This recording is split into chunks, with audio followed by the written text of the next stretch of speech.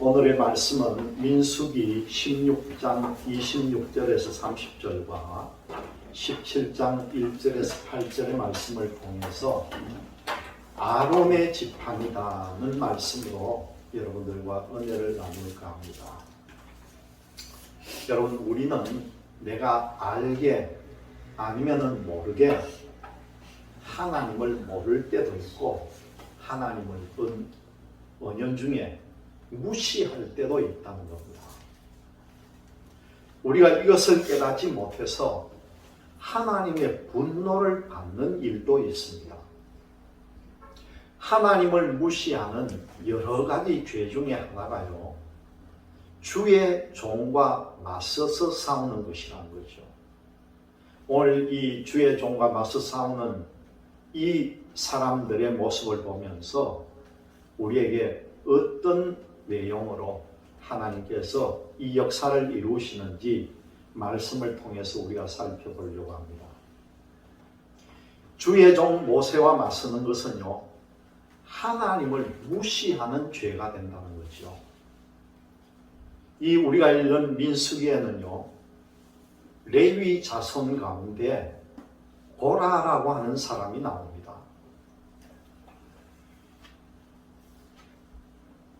이 고라라고 하는 사람이 나오는데 그는 다단과 아비람 그리고 온과 함께 무리를 만들고 또 사람들에게요, 유명한 족장 250명을 함께 모아가지고 모세에게 맞서는 행동하는 것이 오늘 이 민수기 16장 1절에서 2절의 말씀에 보면 나옵니다.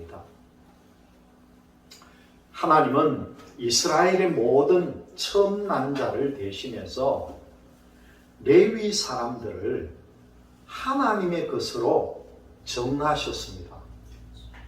그리고 아론과 그 아들들에게요, 레위인을 맡겨서 성막에서 봉사하면서 살아가게끔 그 성막 봉사의 일을 돕는 일을 하게 했다는 것이죠. 다시 말씀드리면은 레위인들이 할 일은요, 그 제사장들을 돕는 일을 한다는 거예요.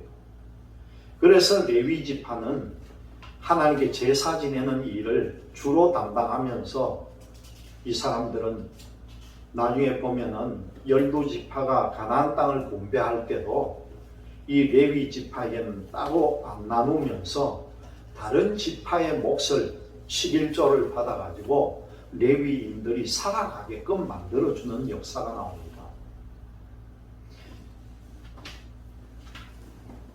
고라라고 하는 이 사람은요, 그 레위 사람 지파 중에서도 가장 중심이라고 할 수 있는 고핫이라고 하는 사람의 자손입니다. 이 고핫의 자손인 고라가 제사장을 돕는 가장 중심적인 위치에 있어야 하는 사람이라는 거죠. 그런데 이런 고라가요, 자기 마음대로 무리를 만들어서 당을 짓고 이 모세와 아론에게 대적을 한 것입니다. 모세와 아론에 맞섰다는 거죠. 그런데 이 고라가 모세와 아론을 맞섰던 이유가 무엇이냐고 보면은요, 민수기 16장 3절에 나옵니다. 3절 말씀을 제가 읽어드립니다. 그들이 모여서 모세와 아론을 거슬러 그들에게 이르되 너희가 분수에 지나도다. 회중이 다 각각 거룩하고 여호와께서도 그들 중에 계시거늘 너희가 어찌하여 여호와의 총회 위에 스스로 높이느냐, 그런 말을 하는 거예요. 그들은 하나님이 자신들과도 함께 하시는데 이 모세와 아론이 자신들 위에서 명령하고 다스리는 것이 옳지 않다, 그렇게 주장을 하고 나옵니다. 우리나 모세나 아론이나 다를 게 무엇이 있느냐? 그런데 왜 모세와 아론이 우리의 위에서 우리를 지시하고 우리에게 명령하느냐? 이것은 합당하지 않다. 그렇게 주장을 하는 거죠. 이때 모세는요, 하나님께서 그들을 구별하여 이스라엘 민족을 대신해서 성막에서 봉사하며 섬기게 하신 것이 결코 작은 일이 아니다. 그렇게 말합니다. 그들의 자리에 감사하지 못하고 오히려 제사장의 자리를 원하느냐면서 꾸짖는 대목이요. 16장 9절부터 10절을 보면은 그 내용이 나오고 있습니다. 즉 그들이 모세와 아론에게 맞서는 것은 이 말씀을 통해 보면은 교만 때문이라는 것이죠. 또한 그들이 모세와 아론을 대적한 것은 여호와 하나님을 거스르는 일이다. 그렇게 말합니다. 민수기 16장 11절을 보면은요, 이를 위하여 너와 나의 무리가 다 모여서 여호와를 거스르는 도다. 아론은 어떠한 사람이기에 너희가 그를 원망하느냐. 그렇게 말하는 대목이 나옵니다. 다시 말씀드리면은 주의 종과 맞서는 것은 하나님과 맞서는 것이고 이는 곧 하나님을 무시하는 죄가 된다고 분명히 밝힙니다. 그리고 민수기 16장 15절을 보면은 이 모세가 얼마나 화가 났던지요. 하나님께 그 고라 일당이 드리는 예물을 돌아보지 마시라 그런 기도까지 합니다. 하나님께 우리의 삶과 예물을 드리는 것이 뭡니까? 바로 제사이고 예배라는 것이죠. 예물을 돌아보지 말아라고 하나님께 기도하는 것은 바로 그들의 예배를 받지 말아라는 것입니다. 예배를 드릴 수 없다면 하나님께서 주시는 은혜를 받을 수도 또 그리고 기도의 응답과 축복도 받을 수가 없다는 것이죠. 모세의 기도에 하나님은요, 모든 이스라엘 사람들을 멸하려고 했습니다. 모든 이스라엘 백성을 다 없애려고 했다는 것이죠. 그러나 하나님은 곧 그 뜻을 돌이키시고 이제까지 행하지 않으셨던 방식으로 그들을 멸망시킬 것이라는 겁니다.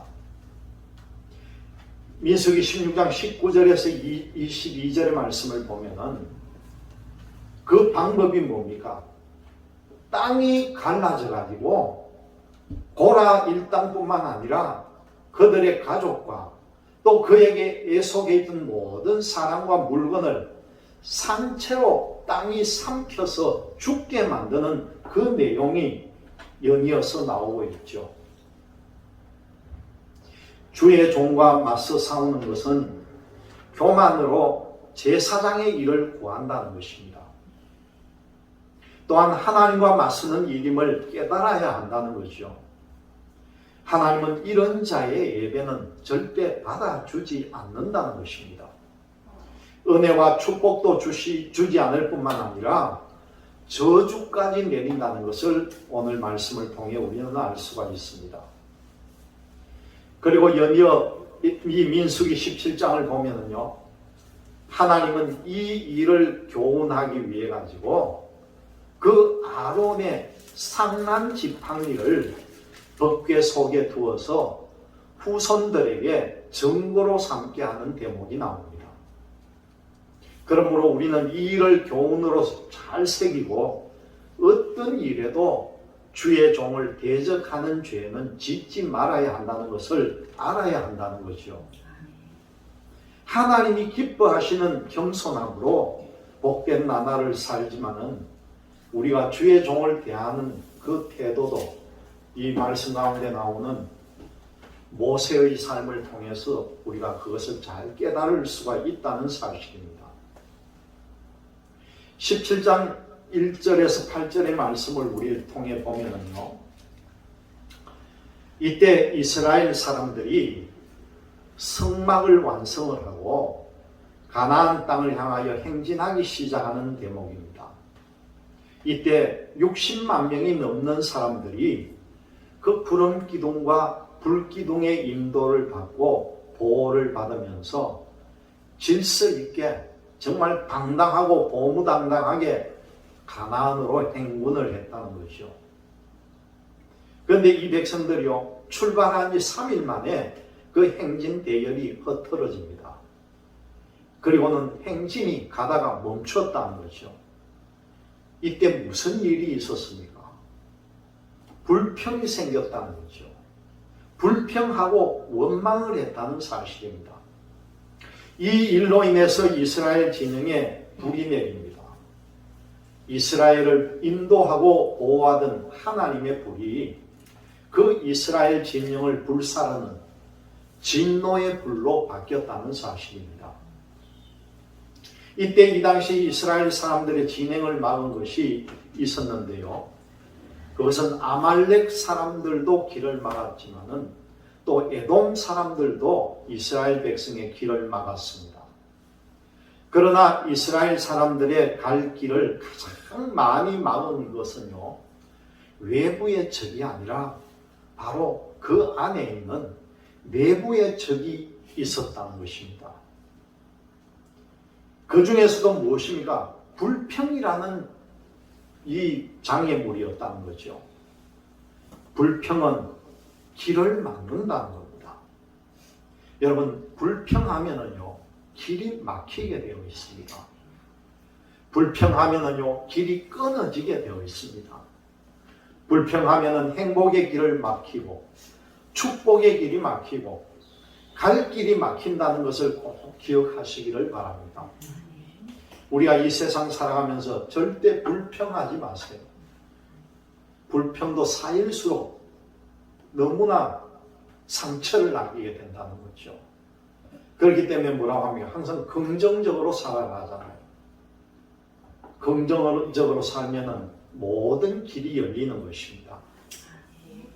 오늘 제가 오전 시간에도 말씀드렸지만은 하나님과의 말씀 대화 나눔을 쓰라 했는데 그것이 얼마나 중요하냐 하면요, 그 대상을 갖다가요, 하나님으로 삼지 말고, 만약에 나에게 암병이 있다면 그 대상을 암으로 삼고 대화를 나누는 걸 나로 삼아라는 거예요.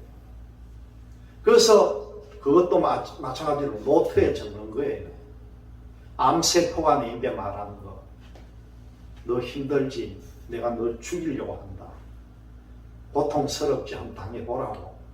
그러면은 나라는 사람은 그 암세포에게 기록을 하는 거예요. 너 나에게 아무리 그래봐, 난 하나님 믿고 난 널 이길 자신이 있어. 너 어떻게 하든 나는 관계없어. 내가 이길 거야. 그걸 적어보라는 거예요. 여러분, 생각만 하고 그냥 넘어가는 거 하고요, 그런 식으로 하나 대화를 하고 기록을 하고 하면은 불평보다는 긍정적인 게 생기고 자신감이 생겨진다는 겁니다.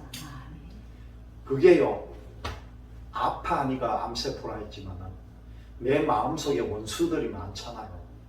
집안에도 원수가 많고 밖에도 원수가 많고 대적을 해야 되는데 그 원수를 거기다 기록을 해보세요. 원수가 뭐랍니까? 내가 널 괴롭힐 거야. 너 나 때문에 죽을 수도 있어. 가만 안 둬. 그럴 때마다 나는 어떻게 대답해야 되겠습니까? 참 네가 불쌍하구나. 너 아무리 그렇게 해봐야 소용없어. 나는 원수도 사랑하라는 하나님으로 인해서 내 마음은 다 정리됐어. 나도 널 사랑한다. 노트에 적어보라는 거예요. 그 대상이 무궁무진할 겁니다. 그걸 통해서 여러분들이 긍정의 힘을 가지고 불평 없는 삶을 살아가는 것이죠. 오늘 말씀을 통해 보면 하나님은요, 가던 길을 멈추게 하고 모세에게 뭐라고 말씀합니까? 각 지파별로 지팡이 하나씩을 거두어 가지고 그 지팡이에다가 각 지파별로 지도자의 이름을 지팡이에 쓰라는 거예요. 12지팡이는 그 12지파를 의미를 합니다. 각 지파별로 대표 이름을 써가지고 그 지팡이를 가져오라는 겁니다. 그런데 레위 지파의 지팡이에는 레위 지파의 대표의 이름을 쓰는 것이 아니라 아론의 이름을 쓰라는 거예요. 아론의 이름을. 그리고 지팡이를 내가 너희를 만나는 언약궤 앞에 두라. 내가 선택한 사람의 지팡이에서 삭이 나게 하리라. 그렇게 말씀합니다.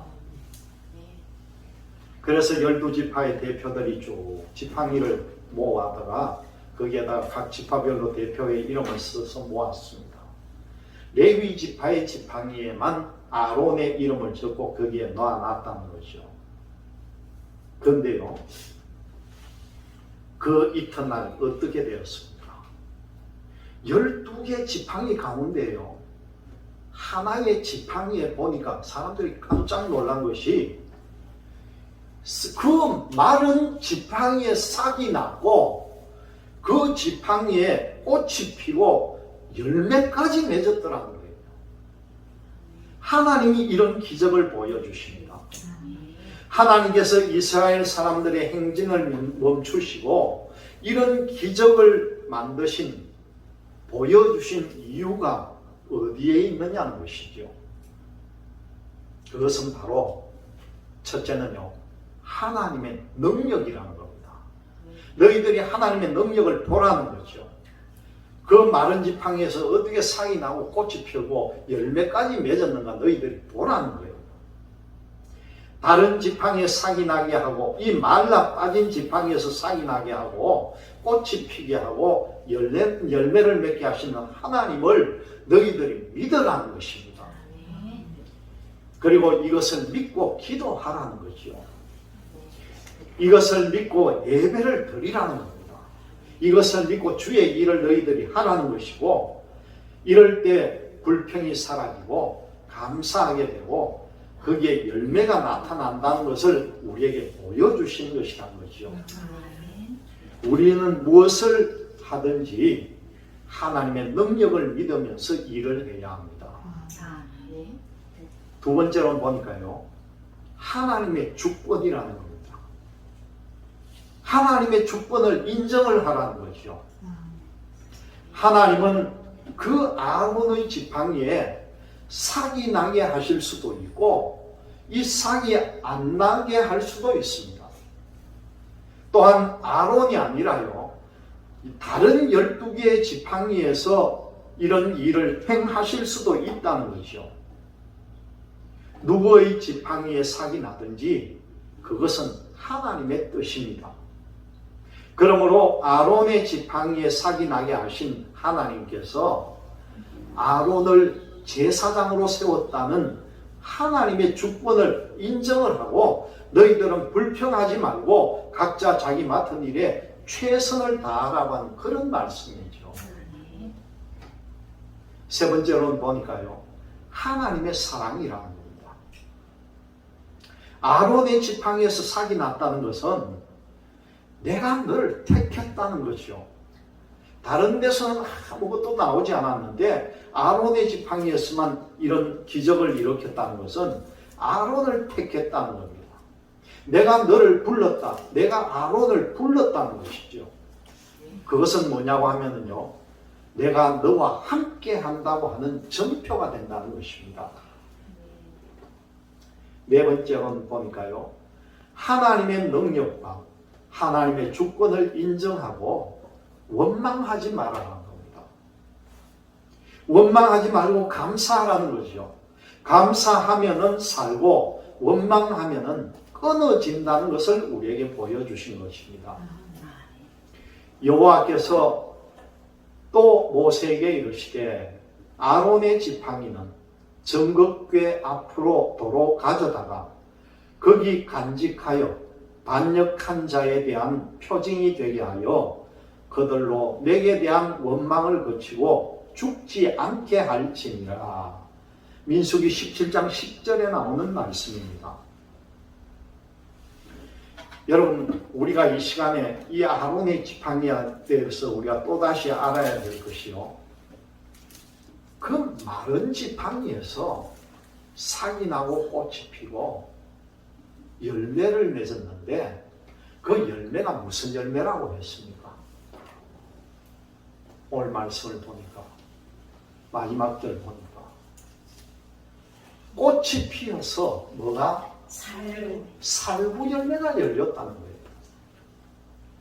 여러분, 마른 막대기가 아무 이게 무슨 나무인지도 잘 모르는데 거기에서 나온 열매를 보니까 살구 열매가 열렸더라는 거예요. 우리가 이것을 그냥 지나칠 수는 없습니다. 왜 살구나무 열매가 거기에서 열렸을까?